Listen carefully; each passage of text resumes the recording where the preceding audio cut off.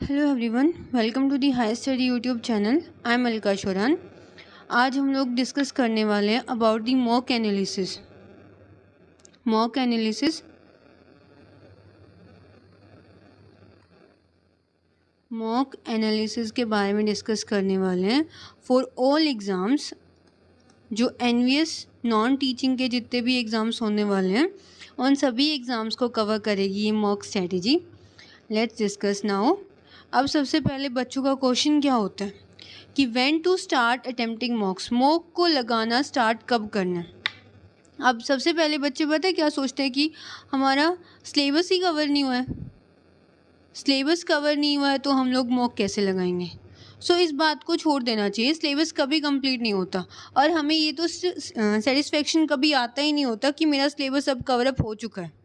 सो syllabus कभी cover नहीं होता। अगर आपका 40% सिलेबस कवर अप हो चुका है देन आप मॉक लगाना स्टार्ट कर दो। अब मॉक लगाने वाले जो बच्चे हैं, एग्ज़ाम को देने वाले दो टाइप के बच्चे हैं। एक तो फ्रेशर हैं जो फर्स्ट टाइम एग्ज़ाम अटैम्प्ट करेंगे, दूसरा रिपीटर्स हैं जो एक बार पहले एग्ज़ाम को दे चुके हैं। इस टाइप के बच्चे भी मिलेंगे। सो रिपीटर्स वाले जो बच्चे उन्होंने तो अपना सिलेबस ऑलमोस्ट कवर कर रखा है, उन्होंने सिलेबस कवर अप कर रखा है, उनको एटलीस्ट डेली मॉक लगाना चाहिए। अगर डेली मॉक नहीं, क्योंकि हम एग्ज़ाम के लास्ट स्टेज आ चुके हैं, लास्ट स्टेज में डेली मॉक लगाना चाहिए आपको। और अगर डेली मॉक आप नहीं लगाते हो देन अल्टरनेट डेज पे हम लोगों को मॉक लगाना चाहिए आपको। ठीक है। फिर बात आती है फ्रेशर की। बिकॉज ऐसा क्यों करना है रिपीटर्स को? बिकॉज उनका सिलेबस कवर अप हो चुका है, उनको जस्ट मल्टीपल टाइम्स रिवीजन करनी है और आफ्टर रिवीजन उनको क्या करना है, अपना मॉक लगाना है। अब मॉक क्या करेगा? मॉक लगाते ही वो आपको आपकी जो कमी है, पेपर में आपके मार्क्स इंक्रीज क्यों नहीं हो पा रहे, उसका आंसर देगा कि कौन से वाला टॉपिक जो है आपका वो वीक रहता है, कौन से एरिया पे हमें ज़्यादा वर्क करना है, कौन सा एरिया हमारा ऑलरेडी स्ट्रॉन्ग हो चुका है। ठीक है। फिर बात ये आती है how to attempt mocks. How to attempt mock. अब हम ये भी देखेंगे हाउ टू एनालाइज मॉक। ये सब चीज़ें हम देखने वाले हैं। अब देखो व्हेन, सबसे पहले मैंने बोला ना when to start attempting mocks, तो प्लीज़ सिलेबस कभी ख़त्म नहीं होता। ये मैंने साफ साफ बोल रखा है कि सिलेबस कभी भी ख़त्म नहीं होता। इस चीज़ को आप अच्छे से नोट कर लो कि सिलेबस ऐसा तो रखना ही नहीं है कि मेरा सिलेबस कंप्लीट हो जाएगा, मेरा सिलेबस कंप्लीट होने के बाद मुझे मॉक लगाना है। अभी आपने जितना भी कवर किया है, बिकॉज एग्ज़ाम अब सितंबर के ऑलमोस्ट आसपास होने वाला है, आपने जितना भी अब कवर कर रखा है आप मॉक लगाना स्टार्ट कर दो। ठीक है। मॉक लगाने के लिए जैसे फॉर एग्जांपल आप 6 आवर्स एक दिन में पढ़ रहे हो, यानी 6 आवर्स के अंदर से 2 आवर्स जो हैं वो आपको मॉक के लिए लगाने ही लगाने। अब सभी एग्ज़ाम्स की ड्यूरेशन अलग अलग है, सो आपको उसके अकॉर्डिंग अपना टाइम दो एंड अपना मॉक लगाओ। ठीक है। नेक्स्ट देखो, अब how to attempt mocks. Attempt की मतलब इसका कैसे अटेम्प्ट करना है मॉक को। अब देखो सबकी अपनी अलग अलग स्ट्रेटजी होती है। कोई कहता है कि मुझे जीएस पहले करनी है, ठीक है, कोई कहता है मुझे मैथ्स से पहले करना है। और जो भी मैथ्स, तो देखो मेरे अकॉर्डिंग मैथ्स पहले अटैम्प्ट नहीं करना चाहिए। क्यों नहीं करना चाहिए? बिकॉज आपको क्या होता है कि जैसे ही बाई चांस मैथ्स के अंदर आपको एक डिफ़िकल्ट क्वेश्चन मिल जाता है और वो क्वेश्चन नहीं हो पा रहा, एक जैसे डिफ़िकल्ट क्वेश्चन मिल गया और वो डिफ़िकल्ट जो क्वेश्चन आपका वो आपसे नहीं हो पा रहा, देन आप एकदम से डिमोटिवेट हो जाते हो कि अभी मुझे नेक्स्ट क्वेश्चन ही, ओफो मेरा क्वेश्चन तो हो ही नहीं रहा, ओफो मेरा क्वेश्चन तो हो ही नहीं रहा, अब मैं क्या करूं। जो यहाँ पे आपको एनजाइटी आती है ना कि मेरा ये क्वेश्चन सोल्व नहीं हुआ, ये एनजाइटी आपका सेकंड जो क्वेश्चन है उसको भी अटेम्प्ट करे, इसको जो आप अटेम्प्ट करोगे इसको भी इफेक्ट करेगी। ठीक है। सो आपको पहले मैथ्स नहीं लगाना। अरे यार मेरी हैंडराइटिंग तो समझ ही नहीं आती होगी। इसको पहले मैथ्स नहीं लगाओगे। देखो मेरे अकॉर्डिंग, अपनी सबकी अलग अलग होती हैं, मैंने एक जर्नल बनाई है उसके अकॉर्डिंग, जिसको मतलब एक तरीके से थोड़ा सा जो जीएस से डर लगता है जिसको, एक और सबसे पहले क्या करो, रीजनिंग का लगाओ। इंग्लिश के बाद रीजनिंग के बाद इंग्लिश का लगाना है, इंग्लिश के बाद आप जनरल अवेयरनेस अटैम्प्ट करो, फिर आपको मैथ्स करना है। ये हमने एक जर्नल लगाया है किसी पेपर के अंदर, जैसे कि कंप्यूटर है, कंप्यूटर की वेटेज ज़्यादा है, किसी के अंदर जैसे कि लैब अटेंडेंट वाले एग्ज़ाम के अंदर साइंस की वेटेज ज़्यादा है, और जैसे मेस हेल्पर वाले के अंदर जो भी हाइजीनिक और फूड वगैरह की इनकी वेटेज ज़्यादा है। तो सभी के अंदर अपनी अपनी खुद की वेटेज अलग अलग है। सो हमने एक जर्नल वो बताया है कि जर्नल स्ट्रेटजी आप क्या अप्लाई कर सकते हो। ये चीज़ें जो है वो सभी एग्ज़ाम्स में आने वाली हैं। इसमें साथ में एक हिंदी और ऐड कर सकते हो आप, ठीक है। यहाँ पे साथ में आप हिंदी को भी अटेम्प्ट कर सकते हो, ठीक है। अब देखो सबसे पहले रीजनिंग को लगाओ। रीजनिंग का क्यों लगाना है? बिकॉज जैसे ही आप रीजनिंग का एग्ज़ाम मतलब कि रीजनिंग को अटेम्प्ट करना स्टार्ट करते हो, आपके क्वेश्चन सोल्व होंगे, ठीक है। रीजनिंग के क्वेश्चन सोल्व होंगे। मोस्टली स्टार्टिंग के अंदर क्या तो आप रीजनिंग से स्टार्ट करो, ये आपके अकॉर्डिंग वेरी करता है। कोई बोलेगा कि मुझे रीजनिंग से स्टार्ट करनी है, किसी का कहना होगा कि मुझे जीके से स्टार्ट करनी है, और किसी का कहना होगा कि मुझे मेरे पास जो सब्जेक्ट स्पेसिफिक है मुझे वहाँ से करनी है। ये आप लोगों के अकॉर्डिंग है, आपका जैसे भी है उसी तरीके से आप लगाओ। बट आप एक चीज़ को नोट कर लो, इस ऑर्डर को फिक्स कर लो। अभी जो मॉक टेस्ट लगा रहे हो ना, उस मॉक टेस्ट के अंदर इस ऑर्डर को फिक्स कर लो आप। ताकि फिक्स कैसे कर लो? ताकि जब आप पेपर देने जाओ, पेपर में आपको इसी तरीके से लगाना है।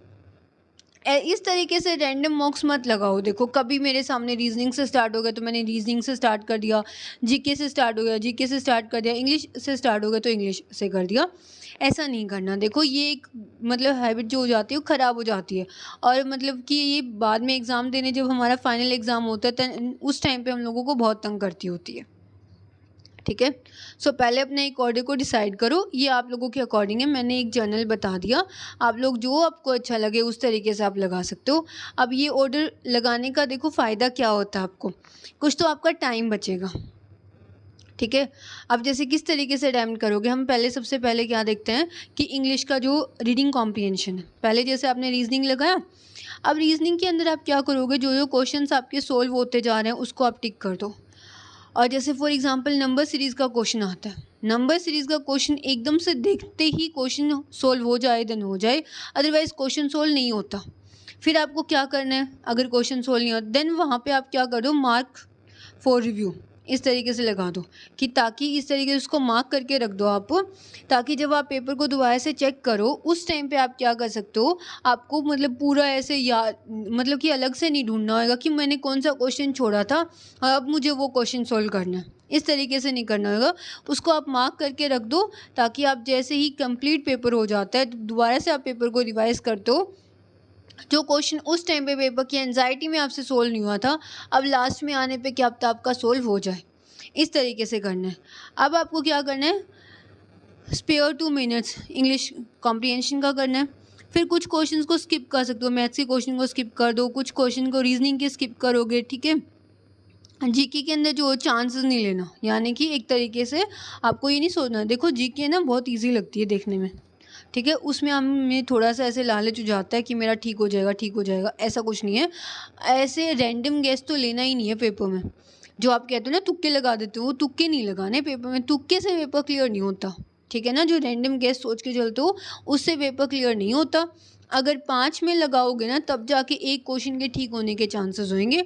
और आपके पेपर में आपको ध्यान रहे नेगेटिव मार्किंग है, जिस पेपर में नेगेटिव मार्किंग होती है वहाँ तो वैसे भी हमें गेस से अवॉइड ही करना चाहिए, ठीक है ना। मार्क एंड रिव्यू करो क्वेश्चंस को, उसको लास्ट में देखने के लिए, ठीक है। आया समझ? थोड़ा सा यहाँ इसका बोलने का मतलब सिर्फ ये था कि पेपर को हाउ टू अटेम्प्ट, यानी कि पेपर का अटेम्प्ट करने के लिए एक ऑर्डर बनाओ, मुझे इस ऑर्डर में अपना पेपर को अटेम्प्ट करना है, ठीक है। आप ऐसे भी कर सकते हो जैसे कि जिसकी अब जैसे लैब अटेंडेंट वाला लेके चलते हैं हम। लैब अटेंडेंट के अंदर क्या है, सब्जेक्ट स्पेसिफिक की वेटेज ज़्यादा है। तो आप क्या करो, पहले इसका सब्जेक्ट स्पेसिफिक कर लो। पहले सब्जेक्ट स्पेसिफिक कर लिया, उसके बाद आप इंग्लिश को कर लो, हिंदी को कर लो, उसके बाद आप रीजनिंग कर लो, बिकॉज वहाँ पे मैथ्स वगैरह नहीं है। फिर आप रीजनिंग को कर लो, और रीजनिंग का होने के बाद आप जीएस को करो, जो जीके वाला पार्ट है लास्ट में करो। 15 क्वेश्चन है जीके के, वो बाद में आपके अगर यहाँ पे 8 से 9 क्वेश्चन भी आपके करेक्ट हो जाते हैं आपका पेपर क्लियर करवा देंगे, ठीक है। मॉक्स लगाना बहुत इंपॉर्टेंट है, और मॉक लगाने का एक फ़िक्स तरीका होना चाहिए। अब बात ये आती है मॉक देने का फ़ायदा क्या है। सोचो, इसको सोचना है मॉक के बारे में। What are the benefits, benefit ये क्वेश्चन सबके माइंड में आता होगा, अभी भी आपने सोचा होगा कि वीडियो भी क्यों बन रही है। देखो मॉक देने के बहुत फ़ायदे हैं। सबसे पहले जो आपका एग्ज़ाम फियर होगा वो ख़त्म होगा। एग्ज़ाम फियर कैसे, बहुत बच्चों को एंजाइटी होनी स्टार्ट हो जाती है, जैसे कि मतलब कि पेपर जैसे जैसे पास आना स्टार्ट होता है वैसे वैसे पेपर के लिए सोचना स्टार्ट कर दे, तो वो स्ट्रेटजी देखिए अब लास्ट स्टेज में क्या करूँ क्या नहीं करूँ। ऐसा कुछ करने की ज़रूरत नहीं है, जो पढ़ लिया वो मोर देन सफिशेंट है। और मॉक लगाइए, मॉक लगाने में आपकी जो पेपर के अंदर बहुत इम्प्रूवमेंट होगी। ठीक है, एग्ज़ाम का जो डर है वो ख़त्म हो जाएगा। एक तरीके से जैसा एग्ज़ाम होगा वैसा ही एग्ज़ाम आपको देखने के लिए मिल जाएगा। मोस्टली टेक्स्ट बुक के मॉक लगा सकते हो आप, टेक्स्ट बुक पे सभी के मॉक्स मिलेंगे ऑल एग्ज़ाम्स के। जो भी एनवीएस नॉन टीचिंग के एग्ज़ाम्स हैं उनके ऑलमोस्ट के टेक्स्ट बुक पे आपको मॉक्स मिल जाएंगे। अब एग्ज़ाम का फ़ियर ख़त्म होएगा, कॉन्फिडेंस बिल्डअप होएगा। अब देखो बहुत बच्चों का क्वेश्चन होगा ये कि हमने पढ़ तो पूरा लिया बट हमें अभी भी ऐसा फ़ील हो रहा है कि मुझे ये भी नहीं आता, मुझे वो भी नहीं आता। ये चीज़ कैसे दूर होगी? इसके लिए एक मॉक ही आपके पास एक ऐसा दवाई की तरीके से काम करेगा ताकि आपका वो कॉन्फिडेंस बिल्डअप करे और उस डर को आपका ख़त्म करेगा। आपकी मिस्टेक्स आपको पता लगेंगी। मिस्टेक्स जैसे फॉर एग्जांपल अलग अलग टाइप की मिस्टेक होती है, किसी क्वेश्चन रॉन्ग हो जाता है, कोई मतलब कि एंजाइटी में क्वेश्चन रॉन्ग कर देता है, कोई स्पीड के चक्कर में क्वेश्चन रॉन्ग कर देता है, आते आते क्वेश्चन का क्या होता है रॉन्ग हो जाता है, कुछ सिली मिस्टेक्स हो जाती हैं। और आपको दूसरा ये पता लगेगा कि आप कहाँ पे स्टैंड कर रहे हो, यानी कि अभी आपकी पोजीशन क्या है। ऑल इंडिया में पेपर देने वाले हैं सब जगह से, हाँ, देन वहाँ पे आपको उन सब की पोजीशन पता लगेगी कि उनके अंदर आप कहाँ पे स्टैंड कर रहे हो एट ए टाइम। नेक्स्ट देखो हाउ टू एनालाइज। अब देखो मॉक को एनालाइज कैसे करना है। डोंट वरी अबाउट स्कोर के बारे में नहीं सोचना कि मेरा स्कोर कम आया है, मेरा स्कोर ज़्यादा है, अब क्या होएगा, मैंने तो इतना पढ़ लिया, स्कोर तो मेरा आ ही नहीं रहा, ये क्वेश्चन आएगा ना। मॉक के स्कोर के बारे में नहीं सोचना, परसेंटाइल मैटर नहीं करती। ठीक है, इसके बाद what ever it is accepted, जो भी मतलब कि जो भी स्कोर आ रहा है ना उसको आप एक्सेप्ट करो। ऐसे नहीं सोचना कि मैं क्या करूँ, अब मेरा स्कोर कम आ रहा है, मैंने इतना पढ़ लिया। ठीक है ना, जो भी स्कोर आ रहा है उसको एक्सेप्ट करो और उसको एक्सेप्ट करने के बाद उसको ढूंढो मेरी कमी कहाँ रहती है। जैसे फॉर एग्जांपल आपको उसको एनालाइज करना है कि जहाँ पे आपका मार्क्स डिटेक्ट हो रहा है ना, जहाँ पे भी मार्क्स आपके कट हो रहे हैं वहाँ पे आपको ये सोच के चलना है कि अब मुझे नेक्स्ट टाइम जब मैं मॉक दूंगा ना या मॉक दूंगी देन वहाँ पे क्या होएगा, आपका एग्ज़ाम के अंदर मार्क्स नहीं कट होना चाहिए। मैं इस उस टॉपिक को आपको इतने अच्छे से कवर अप कर लेना है कि दोबारा आपको मॉक में मिले वैसा क्वेश्चन या फिर आपको पेपर में मिले वैसा क्वेश्चन, आपका क्वेश्चन रॉन्ग नहीं होना चाहिए। ठीक है, ये सब चीज़ें मतलब कि मॉक दे दिया, मॉक देने के बाद उसमें परसेंटाइल कम आई, उसके बाद ये सोचना स्टार्ट कर दिया कि मेरा एग्ज़ाम नहीं होएगा, मेरे मार्क्स कम आए हैं, ऐसे और सब लोगों के मार्क्स तो बहुत ज़्यादा आ रहे हैं। ऐसा कुछ नहीं है, बहुत अलग अलग टाइप के बच्चे होते हैं। जैसे किसी ने फॉर एग्ज़ाम्पल इस टाइप के बच्चों का स्कोर भी ऐड ऑन होता है कि एक बार मॉक दिया, अब मॉक देने के बाद उसमें मार्क्स कम आए, आंसर पता लग गया, आंसर पता लगने के बाद दोबारा से फिर से मॉक दिया, मार्क्स ज़्यादा आ गए। ऐसी ऐसी हरकतें बहुत बच्चे करते हैं, उसको देख के डीमोटिवेट नहीं होना है, अपने ऊपर फोकस करना है, अपने गोल के ऊपर फोकस करना है। फिर टाइप ऑफ क्वेश्चन, कैसे कैसे क्वेश्चंस को आपने एनालाइज करना है। सबसे पहले देखना है रॉन्ग क्वेश्चन का क्या हुआ, रॉन्ग क्वेश्चन कौन से पार्ट में हुए, क्यों हुए रॉन्ग। फिर अनअटेम्प्टेड क्वेश्चंस देखने, जो आपने अटैम्प्ट नहीं किए वो क्वेश्चन देखने हैं। और those which took a lot of time, वो क्वेश्चन देखने हैं जिसने सबसे ज़्यादा आपका टाइम लिया। ठीक है, फिर जैसे रॉन्ग क्वेश्चन हुआ था, उस रॉन्ग क्वेश्चन में किस किस टाइप की आपके पास मिस्टेक्स हुई हैं, टाइप ऑफ मिस्टेक देखना है कि आपने उसको चेक करो, अपडेट इन बुक और एरर्स के अंदर आप उसको ढूंढो। नेक्स्ट आपने कुछ सिली मिस्टेक्स की होंगी, कुछ ऑप्शंस मार्क मतलब कि ऑप्शन ही रॉन्ग मार्क कर दिया होगा, किसी के अंदर आपने अच्छे से रीड नहीं किया होगा, किसी के अंदर आपने कोई कैलकुलेशन मिस्टेक कर दिया होगा। इस टाइप के आपके जर्नल क्या होंगे, मतलब कि जो मेनली जो क्वेश्चंस रॉन्ग होते हैं वो सिली मिस्टेक की वजह से होते हैं। ठीक है, वो सिली मिस्टेक्स क्या, तो आपने ऑप्शन को ही रॉन्ग मार्क कर दिया, या फिर आपने क्वेश्चन को अच्छे से रीड नहीं किया, या फिर आपकी कोई कैलकुलेशन मिस्टेक्स होगी, इस तरीके से आपके क्वेश्चंस रॉन्ग होते हैं। ठीक है, देन आपको नेक्स्ट टाइम जब भी अटैम्प्ट करो मॉक, उस टाइम पे आपको इन चीज़ों का ध्यान रखना है। देखो, आप जस्ट मॉक लगाए जा रहे हो, मॉक लगाए जा रहे हो, उसकी एनालिसिस नहीं कर रहे हो, उसमें ये चेक तो कर ही नहीं रहे कि मेरी मार्क्स कहाँ डिटेक्ट हो रहे हैं, देन ये चीज़ बहुत रॉन्ग तरीका यूज़ करो, आपका एग्ज़ाम क्लियर नहीं होएगा। अगर इस तरीके का कुछ भी आप मेथड यूज़ करो, दैट्स रॉन्ग। नेक्स्ट देखो, नेक्स्ट कैसी होंगी, कॉन्सेप्चुअल मिस्टेक्स होती हैं। जैसे कि जीएस में कुछ आता ही नहीं था तो उस पर तुमने गेस कर दिया, तो इसका मतलब तो वो रॉन्ग हो गया ना। फिर कुछ मैथ्स में होंगे, रीजनिंग में होंगे, इंग्लिश में होंगे। और लैक ऑफ रिवीजन किस वजह से हुए थे, क्या तो आपने रिवीजन कम की है, ठीक है।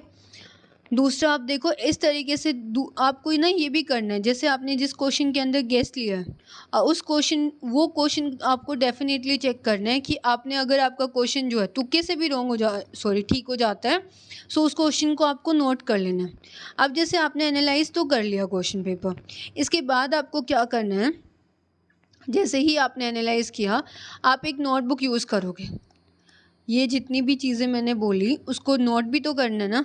आप एक मॉक नोटबुक बोलो या कुछ भी बोलो, आप उस नोटबुक को लो और उस नोटबुक के अंदर अपनी जितनी भी मिस्टेक्स हैं ना, आप मिस्टेक जितने भी टाइप के क्वेश्चंस में करो, उन मिस्टेक्स को अपनी नोटबुक में लिखो। उन मिस्टेक्स को अपनी नोटबुक में लिखो। जैसे कि कोई कॉन्सेप्ट नहीं आता था वो नोट करो नोटबुक के अंदर, ठीक है। कोई भी आपको जैसे कॉन्सेप्ट नहीं आता था वो नोट करो। जो क्वेश्चन आपका रॉन्ग हुआ उसको नोट करो, ये क्वेश्चन रॉन्ग क्यों हुआ। इसके बाद जहाँ पे भी आपने गेस लिया था उसको ठीक करो, उसको भी नोट कर लो, ठीक है। इस टाइप के जितने भी क्वेश्चंस हैं, जो क्वेश्चन आपने अनअटेम्प्ट किया था, अटेम्प्ट नहीं किया था, उस क्वेश्चन को नोट करो। अब नोट कर लिया सब।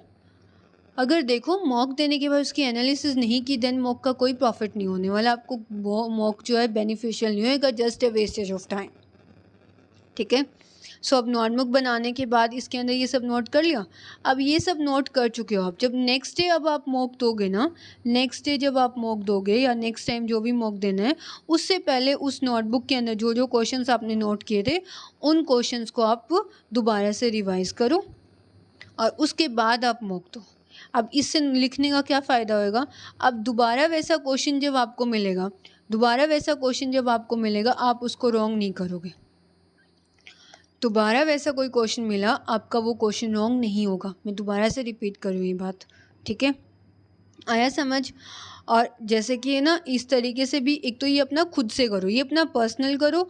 और जैसे टेक्स्ट बुक वगैरह पे जब आप मॉक देते हो वहाँ पे अपने अलग अलग सेक्शंस होते हैं, उसमें सब कुछ लिखा होता है कि आपका कौन से वाला सेक्शन जो है वो स्ट्रॉन्ग है, कौन से वाला आपका बहुत वीक है। जैसे फॉर एग्जांपल साइंस के अंदर आपका कौन से वाला रॉन्ग है, या फिर जो रीजनिंग के अंदर आपको कौन सा टॉपिक नहीं आ रहा, जैसे नंबर सीरीज़ नहीं आ रहा, नंबर सीरीज़ में मार्क्स कट हो रहे हैं, ठीक है। इस तरीके से वो आपकी कंप्लीट एनालिसिस वहाँ पे भी देगा। उस एनालिसिस को भी नोट करनी है और अपनी खुद की पर्सनल भी करनी है, ठीक है। अगर अपना मॉक में स्कोर इंक्रीज़ करना चाहते हो और मॉक कैसा देते हो, देन एक बार इस वीडियो को ज़रूर देखें। Like, share and subscribe. Thank you and have a nice day.